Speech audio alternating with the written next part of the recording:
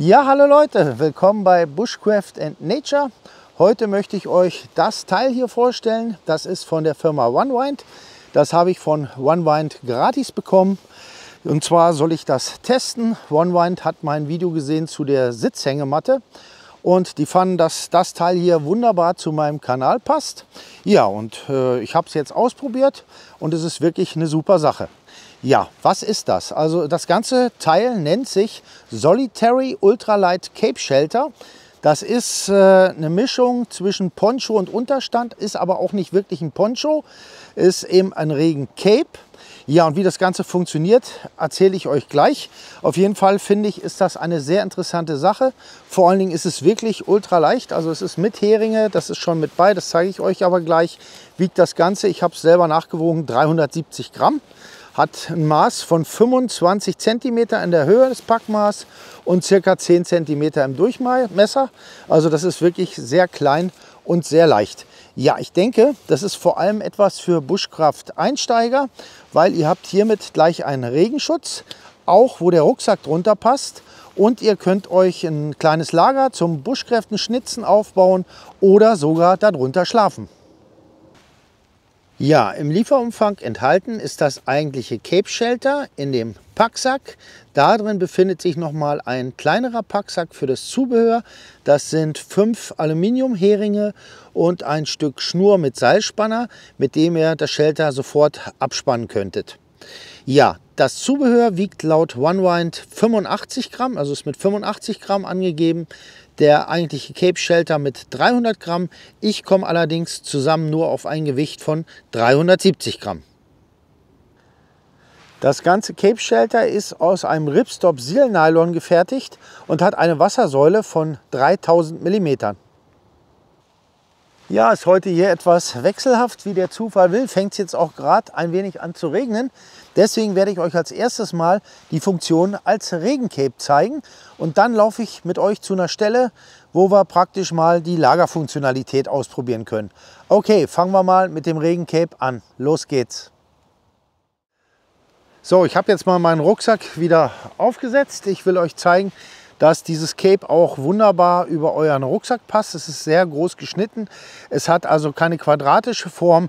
Das ist eher wie eine Trapezform geschnitten. Dadurch habt ihr auch eine schöne große Länge. Ja gut, dann holen wir das Cape mal raus. Stecken wir mal den Packsack hier in die Tasche. Wie gesagt, es ist sehr, sehr leicht alles, sehr klein. So. Wie ihr seht, ist hier die Kapuze angenäht. Vorne hat das Ganze einen Reißverschluss. Da kann man es dann nachher schließen. Und das ist eine Sache, die ich zum Beispiel ganz toll finde, weil ihr könnt euch das Ding einfach umwerfen. Ihr habt nicht dieses Gefummel wie beim Poncho, das nachher über den Rucksack hinten zu kriegen. Ihr schmeißt es einfach rüber und es ist einfach drauf. Ja, und hier vorne hat das Cape noch 2 Zugbänder. Einmal kann man sich mit dem unteren Zugband um den Hals fixieren und das andere dient zum Zusammenziehen der Kapuze, aber das zeige ich euch gleich. Okay, dann schmeiße ich mal das Cape über. Ich habe mir jetzt mal die Mütze abgesetzt erstmal, damit das Cape schön rüber geht. Ja, und dann nehmt ihr das einfach, schmeißt das hier so rüber. Wie ihr seht, ist es schon über eurem Rucksack. Ihr habt dieses Gefummel nicht. Ja, und hier vorne hat es halt die Laschen. Die untere, wie gesagt, ist für den Hals. Dann kann man hier an der Seite drücken. Die Kordelstopper sind auch noch sehr speziell. Das zeige ich euch gleich noch.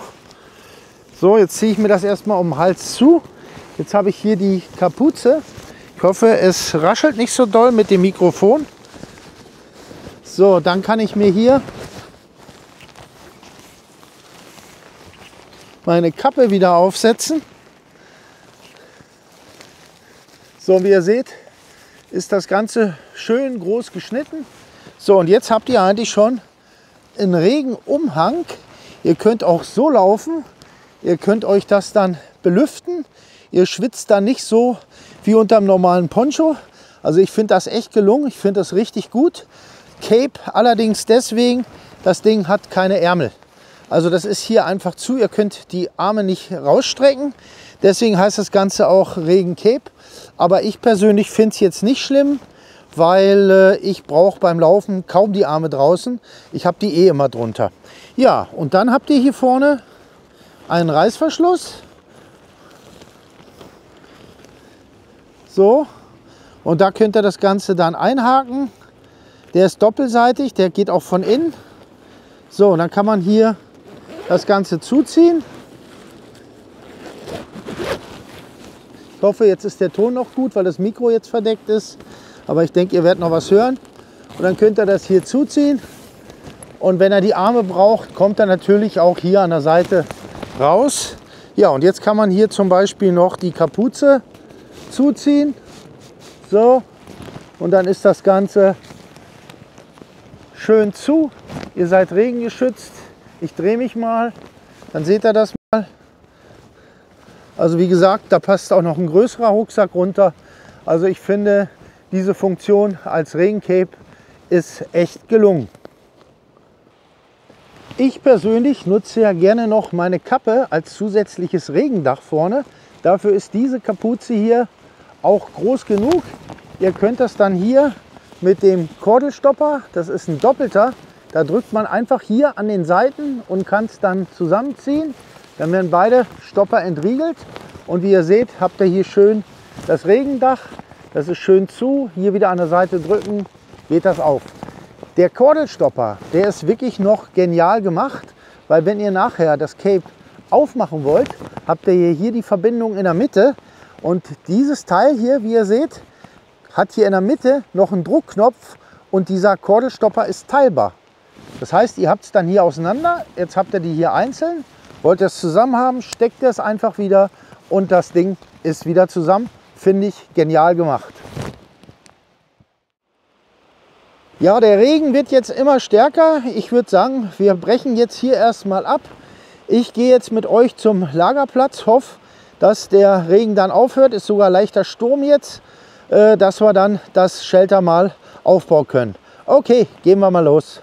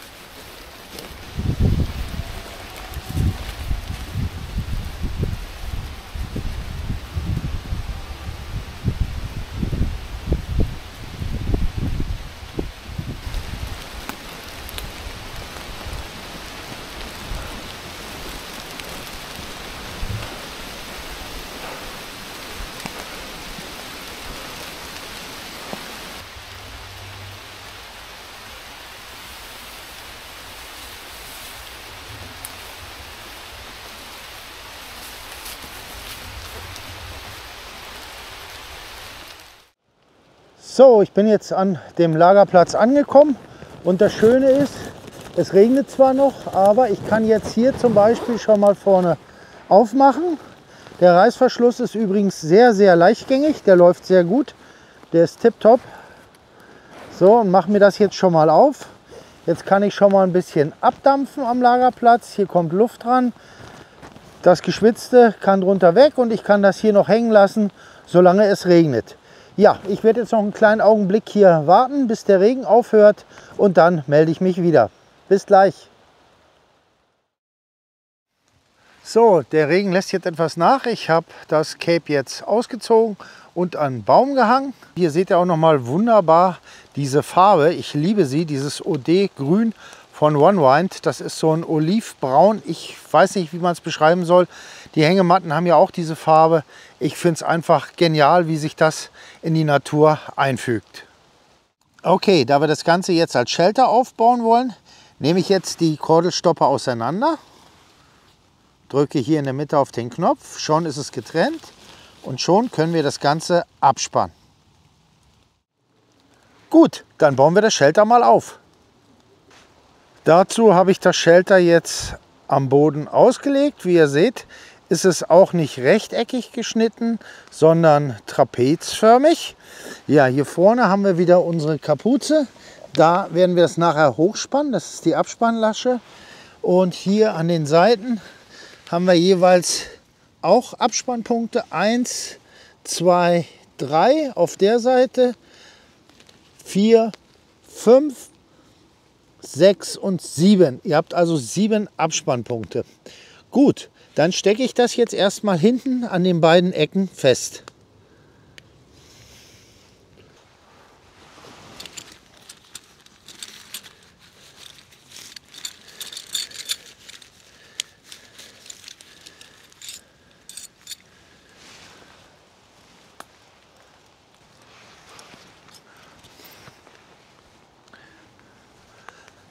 Das heißt, das hier ist eigentlich eure Liegefläche. Die Seitenteile kommen nach innen. Da spannen wir nach vorne ab. Also spannen wir erstmal jetzt hier die beiden Seiten ab. Erstmal provisorisch. Mal gucken, ob dann nachher alles so passt. So, die zweite Seite. Perfekt. So, das lassen wir erstmal so. Ja, und jetzt müssen wir es eigentlich nur nach vorne hochspannen, die Seiten feststecken und schon steht das Shelter. Ich nehme jetzt hier so einen Stock. Ihr könnt es halt auch damit aufbauen. Stelle den hier vorne rein. Ich nehme jetzt mal hier eins von meinem Paracord, was ich mit habe. Ich nehme jetzt mal nicht das Seil von OneWind. So, dann machen wir das hier schön fest. Wunderbar. So, und dann können wir das Ganze nach vorne abspannen. Hering.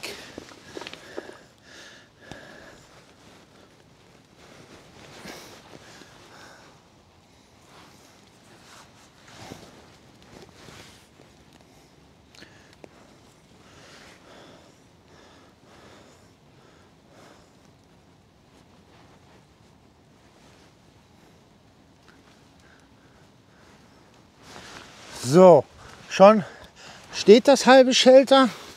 Noch ein bisschen ausrichten. Und dann müssen wir hier eigentlich nur noch die Seiten abspannen. Das mache ich jetzt schnell. Hole noch 2 Heringe.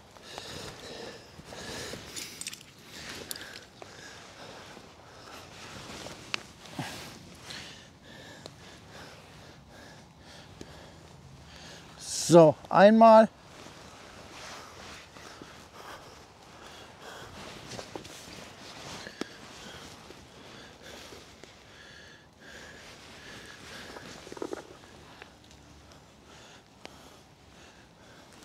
Und zweimal. Den noch ein bisschen nachstecken hier.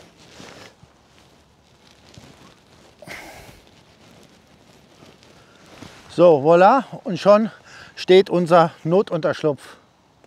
So sieht das Ganze jetzt aus. Hier mal mit dem Stock abgespannt. Habe die Lasche einfach hier über den Stock. Das Ganze hier nach vorne mit dem Paracord abgespannt. Ja, und wie ihr seht, habt ihr hier einen richtig schönen Unterschlupf, ein schönes Shelter. Hier an der Seite seht ihr nochmal die Befestigung hier. Da ist ein Hering.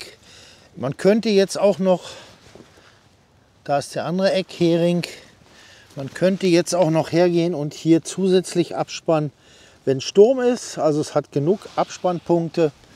Das gleiche hier hinten. Da hat es auch noch mal ein.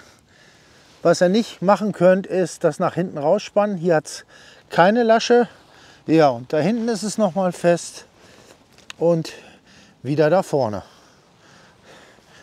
Jetzt noch mal ein kleiner Rundgang von der Ferne, damit ihr mal seht, wie das von der Farbe ist. Ich finde, es ist ein sehr schöner Farbton. Mir gefällt der sehr, wie schon gesagt. Ja, und schon könnt ihr bushcraften. Hier vorne sieht man noch mal die geöffneten Kordelstopper, dass das hier keine Verbindung hat, dass euch das nicht im Weg rumhängt. ist wirklich eine super Sache. Jetzt habe ich nochmal umgebaut, die Variante mit dem Trekkingstock zum Abspannen. Dazu habe ich das hier oben am Bündchen zugezogen und habe hier den Trekkingstock eingestellt. Das geht also auch. Dann habt ihr hier vorne noch einen kleineren Schutz. Ich zeige es nochmal von nahem. So sieht es also aus. Hier drin ist der Trekkingstock. Ich würde natürlich da noch irgendwas unterlegen. Habe ich jetzt nicht gemacht. Eine Socke, irgendwas Weiches. Es ist hier an der Stelle zwar verstärkt, aber ich wäre da trotzdem vorsichtig. Nicht, dass er das Silnylon dann durchscheuert. Ja, habe es hier vorne einfach wieder an der Lasche abgespannt und hier unten die beiden Kordeln zugezogen. Dann ist das hier wie so ein Vorhang und der Trekkingstock steht da drin. Hier nochmal das Ganze von innen. Hier ist unser Trekkingstock. Der geht bis hier hoch in die Spitze. Hier habe ich den Kordelzieher zugezogen. Dann haben wir hier so eine kleine Barriere.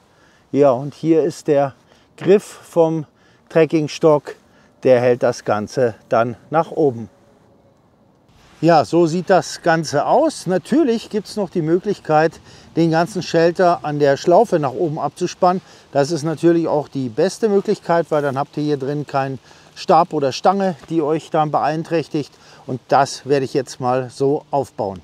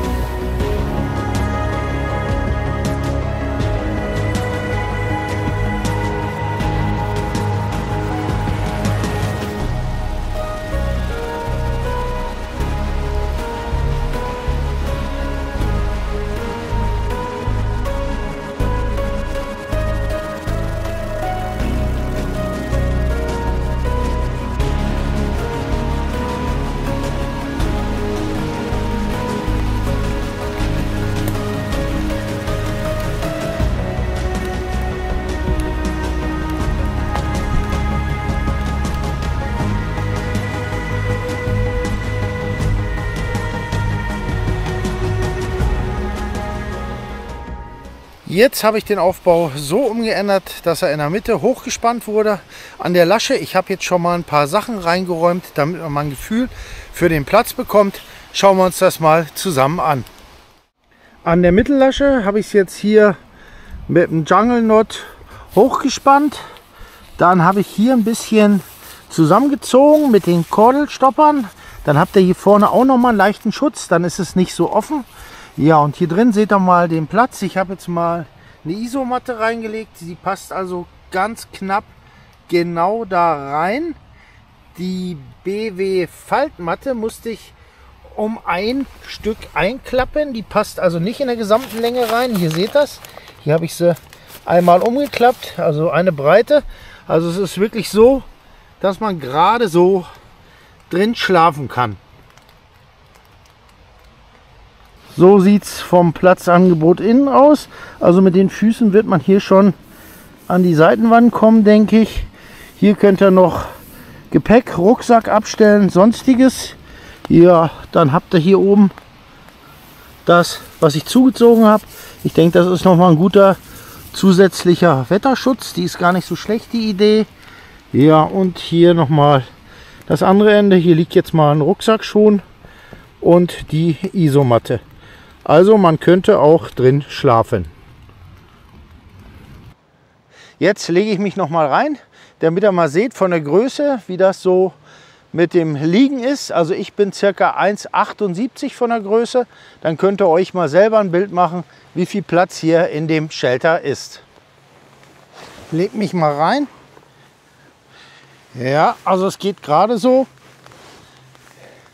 Die Füße hier, die kommen hinten schon an die Wand. Also mit dem Schlafsack, ja. Und hier oben mit dem Kopf ist man auch schon, also ihr habt das hier im Gesicht. Also es wird schon knapp. Also man kann gerade so drin schlafen. Ich würde sagen, das ist eher ein Notshelter für eine Notübernachtung.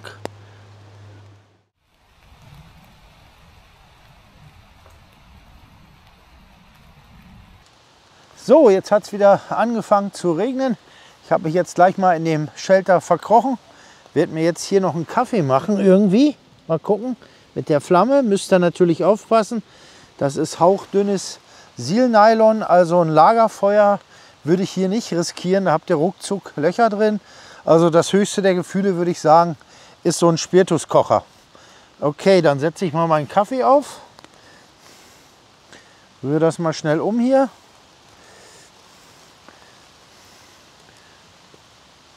So, dann kann das schon mal kochen.